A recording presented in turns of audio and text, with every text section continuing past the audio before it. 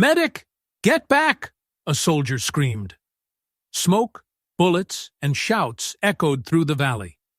A small woman knelt in pooling blood, her hands shaking as she bandaged wounds.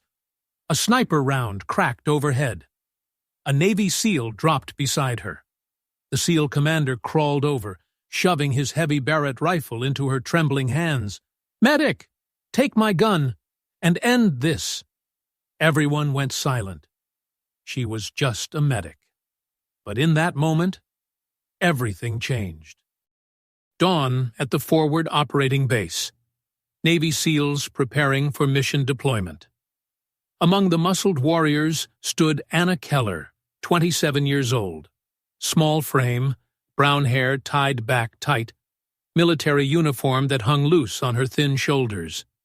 She was just a frontline medic, constantly underestimated. Stick to bandages. Don't dream about real combat. Around the base, soldiers would tease. She'd gotten lost somehow. Should be in a hospital instead of a battlefield. Anna never reacted. She just quietly organized her medical supplies, prepared medications, checked and rechecked her equipment. When the convoy rolled out, she sat in the back vehicle, staring into the distance. Nobody knew that her eyes had watched death take teammates too many times before. The SEALs treated her like cargo. Necessary cargo, but cargo nonetheless. Someone to patch them up when things went wrong, but not someone who belonged in their world of violence and precision. "Stay behind us, Doc," they'd say. "Let the real soldiers handle the dangerous stuff." Anna would just nod and follow silently, carrying a medical bag that weighed nearly as much as she did. But there were moments, small moments, when her movements seemed too precise for a simple medic. The way she checked corners before entering rooms. The way she read terrain like someone who'd spent years studying kill zones and escape routes. One young soldier noticed, "Doc moves weird sometimes, like she's watching for threats we don't even see." His buddy laughed. "She's paranoid. Civilians get jumpy on deployment." But it wasn't paranoia. It was training. Training that Anna had buried deep, hoping never to need again. Late at night, when the base went quiet, Anna would sit alone cleaning her medical instruments. Her hands moved with mechanical precision, muscle memory from another life. A life where her tools had been very different from scalpels and bandages. She'd made a choice years ago. Trade the rifle for the med kit. Trade taking lives for saving them. Trade the darkness of her past for the hope of healing others. The SEALs saw her as weak, saw her as someone who needed protection. They had no idea that Anna Keller was protecting them from herself, from the person she used to be before she decided that saving lives was better than ending them. A young private would later recall, "I used to laugh when I saw her carrying that heavy medical bag. She looked so small and fragile. But that day, I wished I could be half as strong as her." The mission. Hostile territory in the mountains. Intelligence suggested enemy movement in the valley below. What intelligence didn't mention was the ambush. Gunfire erupted from 3 directions. The SEALs dove for cover behind rocks and fallen trees, but they were pinned down in a kill zone. Anna dragged a wounded soldier behind a boulder, her hands immediately covered in his blood. Entry wound in the shoulder, exit wound in the back. Clean through, but dangerous. "Get down! This isn't medic work," a SEAL shouted as she moved toward the firefight. But Anna kept moving forward. Her small frame became a human shield for a teammate who'd been caught in the open. Then came the sound that changed everything. The sharp crack of a precision rifle. Another SEAL dropped. Clean headshot. Professional work. The team went silent with fear.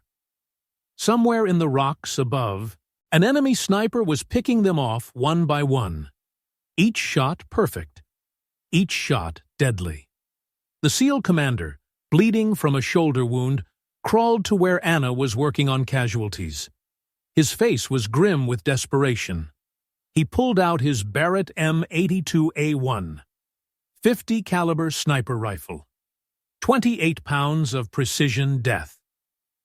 "Take my Barrett," he gasped, pressing the weapon into Anna's hands. "And end this." The other SEALs stared in shock. Was their commander delirious from blood loss? Give a sniper rifle to a medic? Anna gripped the massive weapon. Something shifted in her eyes. The fear disappeared, replaced by something cold and calculating. "Sir, I'm a medic," she said quietly. "I don't care what you are right now," the commander replied. "I care what you can do." Anna looked at the rifle, felt its weight, remembered other weapons, other targets, other lives that had ended because of her training. The enemy sniper fired again. Another SEAL went down. "I can't," Anna whispered. "You can," the commander said, "because if you don't, we're all dead." Anna closed her eyes for a moment. When she opened them, the medic was gone. Something else had taken her place. She moved to a firing position with fluid precision. No wasted motion. No hesitation. Her body remembered skills that her mind had tried to forget. The SEALs watched in stunned silence as their quiet medic transformed into something they didn't recognize. Anna studied the terrain through the rifle scope. Wind direction, range estimation, target analysis. Her breathing slowed and steadied. "Where did she learn that?" one SEAL whispered to another. "Learn what?" "Look at her form. That's not medical training." Anna's finger moved to the trigger. Muscle memory from 1,000 training sessions flooded back. A life she'd tried to leave behind was demanding to be remembered. The enemy sniper fired again, muzzle flash giving away his position.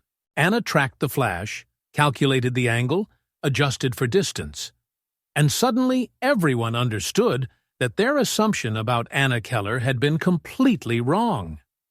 A grizzled SEAL sergeant studied her technique and went pale. "That's Viper positioning. Nobody teaches that except—" He didn't finish the sentence. He didn't need to. Anna Keller wasn't just a medic who'd learned basic first aid. She was something much more dangerous. Something that had been hiding in plain sight, wearing a medic's uniform like camouflage. The question wasn't whether she could take the shot. The question was why she'd been pretending she couldn't. Anna settled into firing position. The Barrett felt familiar in her hands, like greeting an old friend she'd tried to forget. Memories flooded back. Years in the Kraken unit, the classified counterintelligence division that existed in the shadows. Before she chose to become a medic, she'd been one of their top-tier snipers.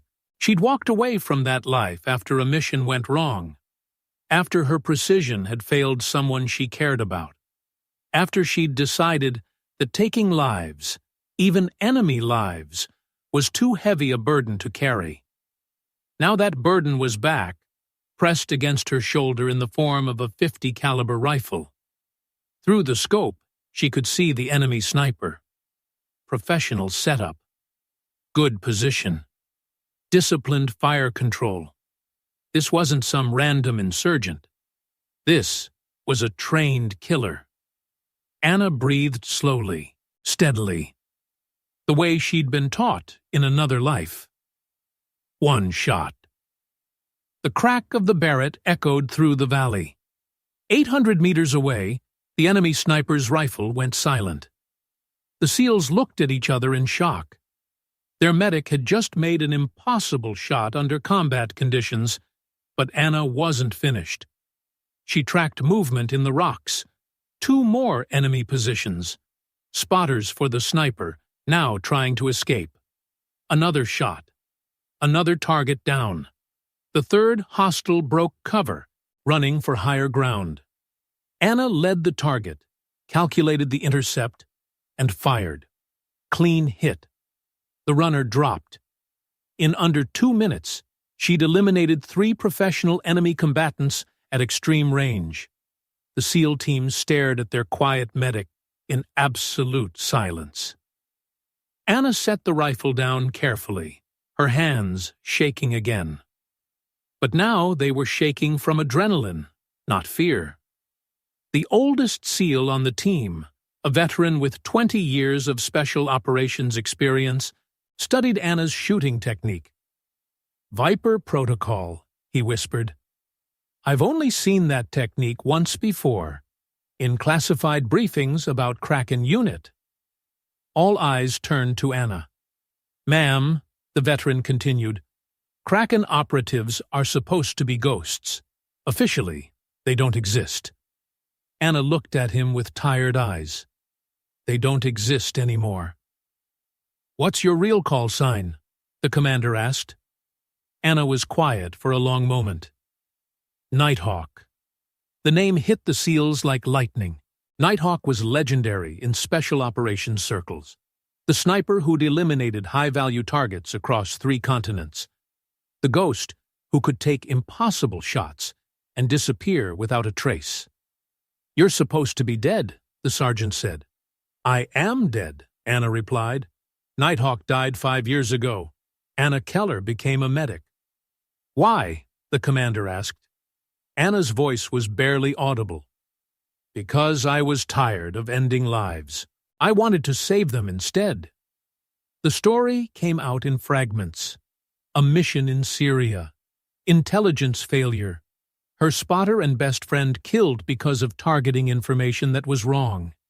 Anna had made the shot she was ordered to make, but it had cost an innocent life. She'd requested immediate transfer out of Kraken unit.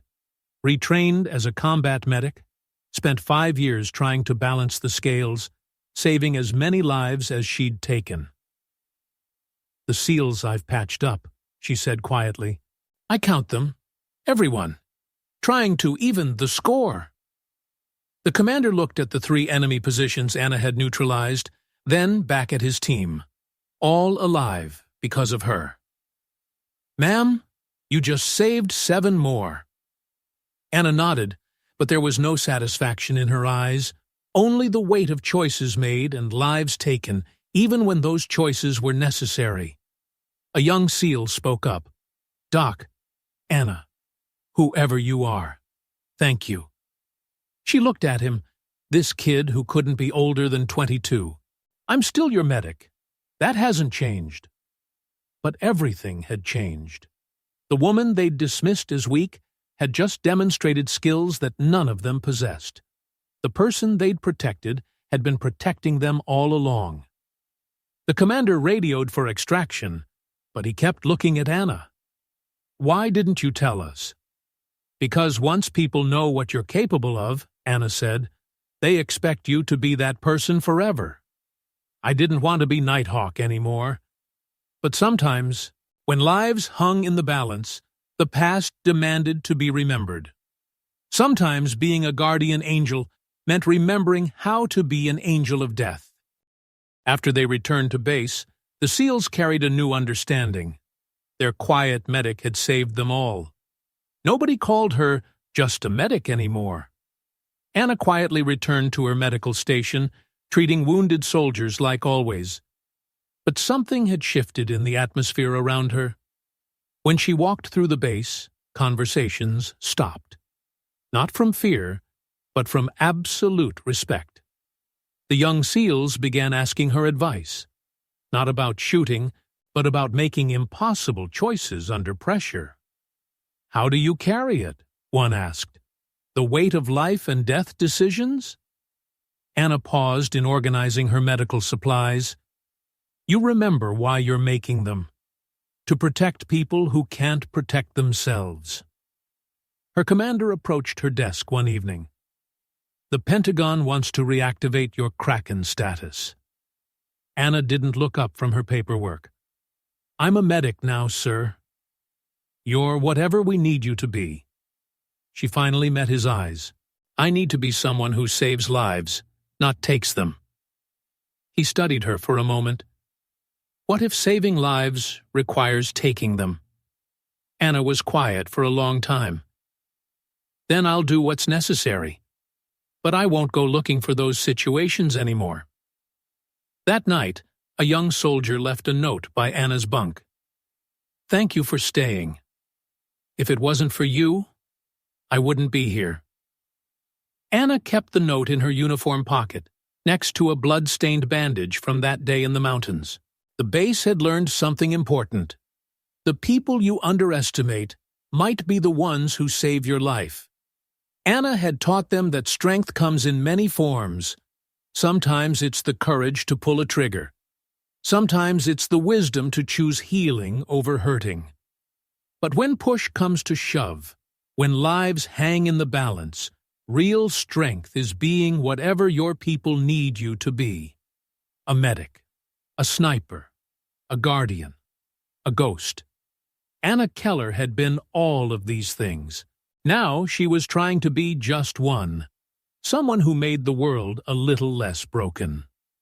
The Barrett rifle sat in the armory, cleaned and ready. Anna hoped she'd never need to touch it again. But if she did, if her people needed Nighthawk to come back from the dead one more time, she'd be ready.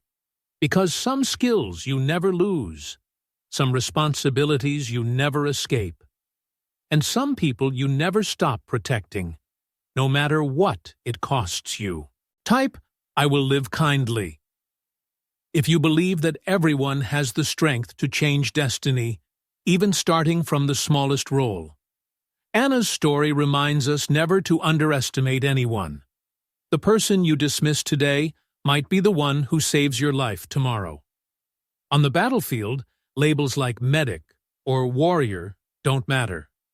What matters is the courage to stand up when it's needed most. Sometimes the quietest people carry the heaviest pasts. We all wear masks, hiding our true capabilities behind the roles we choose to play. The accountant might be a former athlete. The teacher might be a former soldier. The nurse might be a former CEO. People reinvent themselves for many reasons. Sometimes they're running from something. Sometimes they're running toward something better. Anna chose to become a healer instead of a killer. But when her healing skills weren't enough, she remembered her other training. The lesson isn't that we should expect hidden warriors everywhere. The lesson is that we should respect everyone, because we never know what battles they've fought or what skills they've mastered. Be kind to the quiet ones. Honor the people who serve in small ways. And remember, the person sitting next to you might be exactly the hero you need, disguised as someone ordinary. If you believe in stories that touch the heart like this one, leave a comment. And don't forget to subscribe to SN Quiet Stories. We tell the stories that shouldn't be forgotten. Real people are creating and telling stories, not mass-produced AI.